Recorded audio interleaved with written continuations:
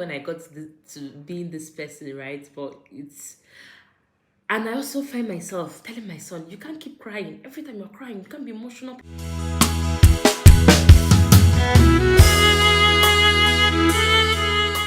Hey guys, good morning. Welcome back to my channel. It's your girl Judith as usual.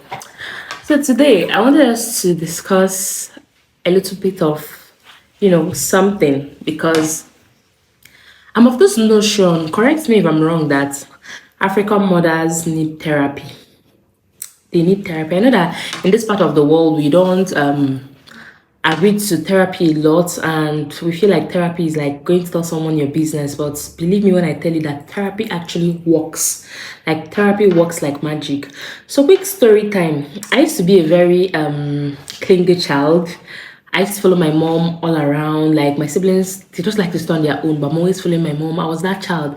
And my mom kept on saying, my children, this one will be following me. Her siblings will just be there. This one used to follow me everywhere. And I was not the first child, I wasn't the second child, I was the third child. So you can imagine, right? And I also went to a boarding school. So whenever I would see my mom, and my mom was doing sort of like a part-time at the school. So whenever she would come around, I would always be there. I want to hug her. I was the emotional child. I used to cry, cry and cry. And I don't know, but she just broke it out of me. Right now, the way I want my space, you wouldn't believe I used to be that child, right? So also, see what happened with my son. I started noticing that he was clingy. He wasn't a clingy child because when I had him, I was in school, so he was very independent. Like he could do things on his own. He's used to just being with grandma while I get things done, while I go to work and the rest of it. But recently he has been really clingy, and whenever he's all about me, he's following me around, he's doing this one, mommy, I want you, this and that. And I find myself telling him, you're a man, you can't be clingy, you need to be strong, you need to be this, you need to be that, you can't be following me around, you're a man, you can't be mommy's boy, right? And he also brought me to this realization that most times we run away from trying to become our mothers, but actually we're really our mothers.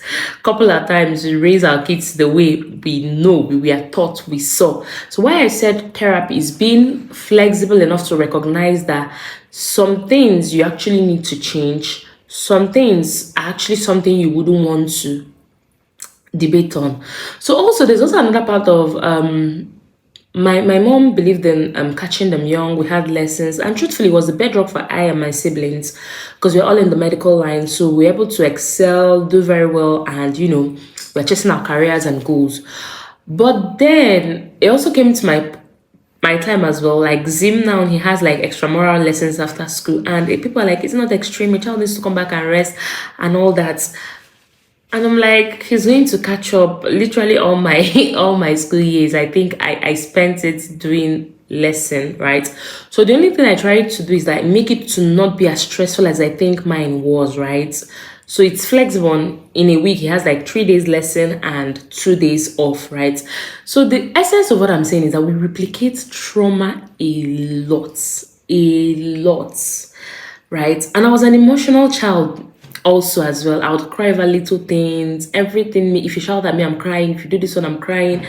Right now, I don't even know where I left my tears because I don't know. I've not seen what will make me cry now. Like these days, I struggle to cry, except like, okay, I'm really feeling this deep down, and I don't know when I got to being this person, right? But and I also find myself telling my son, you can't keep crying. Every time you're crying, you can't be emotional. People will take you for granted and all that. So the essence of therapy is that therapy helps you to get better. Therapy helps you to become a better person. It helps you to be self-aware, basically. You learning that, oh, there are loopholes. You learning that these things actually need to be changed. Just because I know this as a way of life doesn't mean this is okay. Just because I'm used to this doesn't mean it's okay, right? And I would also say, do I really believe in gentle parenting? I'll say it's a 50-50. I believe in sometimes you administer gentle parenting, sometimes you also need to put up the boundaries for the kids, like teach them what they need to know in a very stern way. So I'm in between, like I combine both. I don't run with one alone. I feel like gentle parenting is going to run me mad, right? Yeah. But the good thing is I love that I'm self-aware of myself. That way we didn't, me and my siblings, we didn't get gentle parenting and we turned out fine, right? Though in a way, we are broken like not broken, but you understand how a lot of trauma, right? And also, I was on this confidence class, and they asked, what broke your confidence and as a person? And I had to look back to growing up. It was a lot of times. Aside being a clingy child, I was also a child who wanted to make up. At primary four, I was rubbing out, literally find markers to draw my lips and find lipstick while other children were playing. My mother still says it now. While other children were playing, being busy, being kids, I was too busy playing grown up. I would always want to make up. I would look for jewelries. I would want to look nice and all that. And they kept shouting, "Ah, but later, how can you be this small? You're too young. This thing you're doing is too this." And I didn't realize how much beauty and fashion was my kind of thing until I lost that part of me, when postpartum happened and everything. So me trying to get back to my confidence level, trying to build back my self-esteem, the one of the first questions that the coach asked us was, what do you think triggered your trauma that made you lose your self-esteem or lose yourself one way or the other? And I remember it was from a lot of piled up, oh, you're too young to do this. Why do you do this? Beauty and fashion. Now, and I love when I see mothers who encourage their children to embrace really who they are at a young age. Not everybody is made for, even right now, I would rather get busy with like, I'm more like, I like to do activities like responsibilities. I like to keep my mind busy. I'm not the stay at home and play, cuddle, clingy. I'm not even, don't cling and come near me. I may come off as rigid now, but it wasn't who I used to be as a child. But that part of me got broken and it shaped me into who I am today. And I wouldn't say I hate who I am today. I love my space a lot. I love being in my own world. I love, because it may not make sense to every other person. So I love that I'm able to, and don't get me wrong, I'm not an introvert. I think I'm in between the both.